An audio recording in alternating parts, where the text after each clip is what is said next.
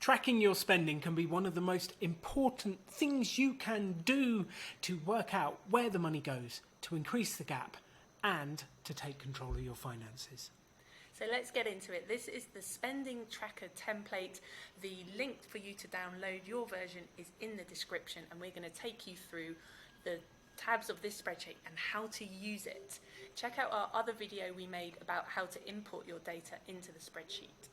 It's completely free. We designed it for you because we want to help you take charge of your spending. So the first tab you've got is the Start Here tab, and basically this is where we've written a description and put a photo of me with my face in the sand. What's that about, Alan? Because basically everyone's method of dealing with their finances is to put their head in their sand and not actually look at it. So we want you to look at your finances and actually work it in. So we're not going to read these to you. This is not a university lecture. You can read these in your own time. We're going to get on with it. But that is all of the instructions. So if you ever need to refer to it, come back to this video or read that. So the first thing you could do is you go to step one, which is looking at the categories that your spending is categorized into. So we've put some default ones here. These are the ones that we use. Your life's going to be a little bit different to ours. You might want to add or change certain categories. Maybe you have a category for kids. Maybe you have kids and you want to see like clubs, clothes, whatever the things that you pay towards your kids, just so that you can see what you're spending on them. You could even name it your kid's name. This is spending on Dave. This is spending on Dave. And what I would say though is don't have more than about 9 or 10 categories, because then when you start to look at the spending and look at the overview, it's too much, too detailed information. You can't really see the trends. So keep to about 9 or 10 categories. And try not to change them. Once you've decided on your categories, stick with them, because then the data stays consistent through. But we've given you the ones we use to make life easy. So that's step one. And what you need to know is that anything that you've written in these categories here, those are the only things that you'll be able to select in this next tab. When you pull in all your data and your spending and everything, this drop down is populated from this tab. Because you can see that it says Dave. You can see we've added Dave in there at the bottom. Good old Dave. So we could categorise it as the cinema was spending on Dave or whatever it is. But you can see that's where it comes from. Watch the second video that shows you how to import data into this tab. We have already done that, so you can see date, description, amount. We have gone through and categorised them, so you didn't have to watch us doing it, and the card we spent on. We have 3 cards in here. We have Halifax, Monzo and American Express to show you that you can pull in data from different places. As a first sort of the beginner step is you don't even need to categorise these if you don't want to, but I think it's a really useful thing to do to start to understand where your money goes. But if you're finding this overwhelming, just start with these first 3 columns: date, description, amount.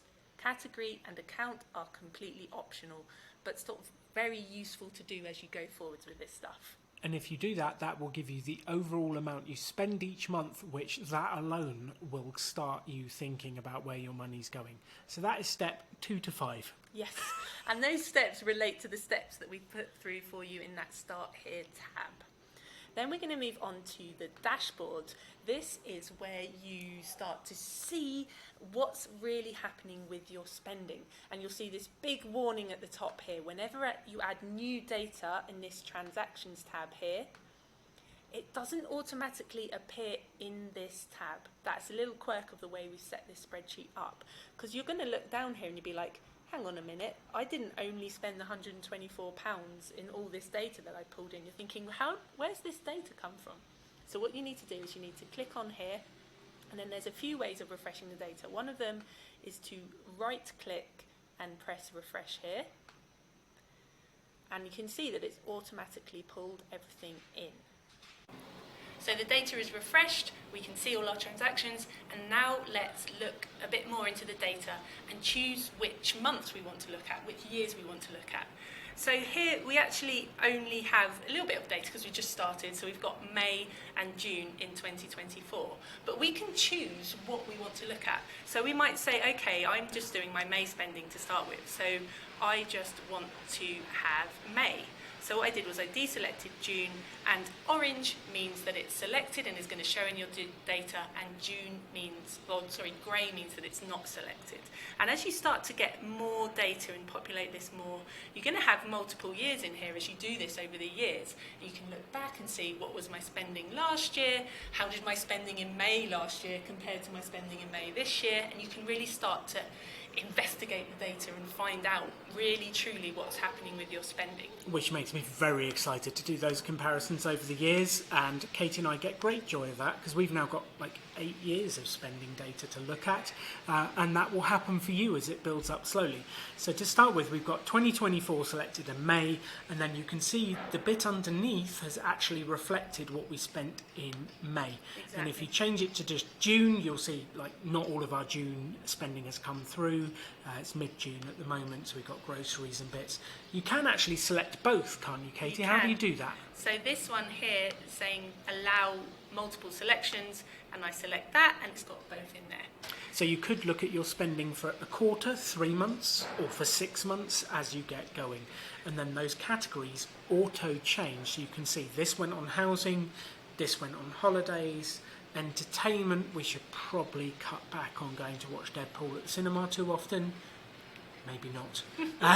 And etc, etc. One little watch out here as well is if for whatever reason you hadn't put something in your as a category in here in this tab, this will say blank. It will literally have blank in parentheses, and that just means you can leave it as is, or you can go back and it's just a nudge for you to go and categorize your data if you want to. Remember, the categorizing is kind of the next step. The real first fundamental thing is to know how much you're spending overall. So you can start with that and then do that for a few months and then categorize the data as you go if that's something that seems a little bit too much when you're just starting out. Then, do we have some charts, Katie? We do have some charts. So whatever data is showing in this spreadsheet here, in this spending, whatever months or years you've selected, will automatically reflect in this handy spending chart here. So it shows you visually, and you can start to see what's going on. So it says the chart shows you the spending for the time frame you selected in the dashboard tab. Step 5. So it's just to remind you, like if you're thinking, why does this not kind of match what I was expecting, why does it seem so high, it's always just reflecting whatever months, whatever years you selected here. So let's just choose May, Katie, and we'll show if we deselect June and then we go back to the spending chart, you can see it's updated just for May. And actually this is a really good way to look at it month by month to see that. You could even take a screenshot of it and put it in your notebook and have like, here's May's spending, here's June's spending, what's changed? And it'll be fun to see those things go. Yes, and then eventually by the end of the year, you'll be able to select the whole year's data and see what you spent on the different categories, which will be fascinating for your annual review. And you might be thinking, so what? Why do I care like what my spending is? Well, this is one of the 2 numbers that you need to work out the size of your gap, which is how much you earn and how much you spend, and look at the difference between them. So this is one of those 2 numbers, and if you wish to, we have made a how big is your gap calculator that you can take this spending number for the month and plug it in there, and put a link to that template and instructions in the description as well. If you have any questions about this or you want to give us feedback, there is a little form in the description that has questions. Put your questions in there, give us feedback, because we will be creating a version 3 for next year and we're always improving it, so we would love to have your feedback. Thank you for watching our short video. If you haven't watched Rebel Finance School, go watch Rebel Finance School because it will explain all of this in so much more detail. Thanks for watching, and here is to your financial success. Hit subscribe.